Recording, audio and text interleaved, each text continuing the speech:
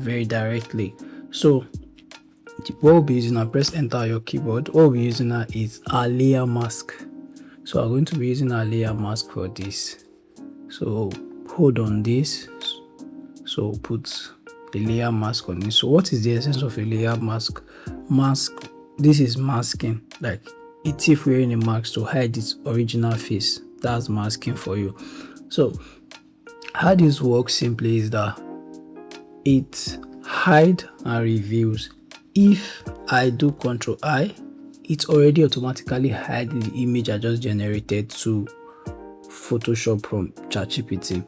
If I do Command I or Ctrl I on your keyboard, it's going to reveal. So white reveals, while black hide. Let's do it again. Command I, we have hidden it.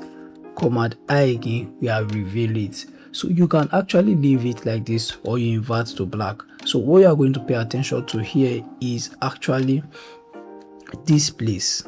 Some as is showing black now, I can work with this because the foreground is black while the top is white.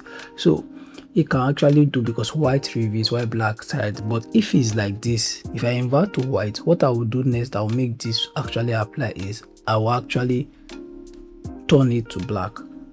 Simple. Just understand this and you understand the secret of masking. So what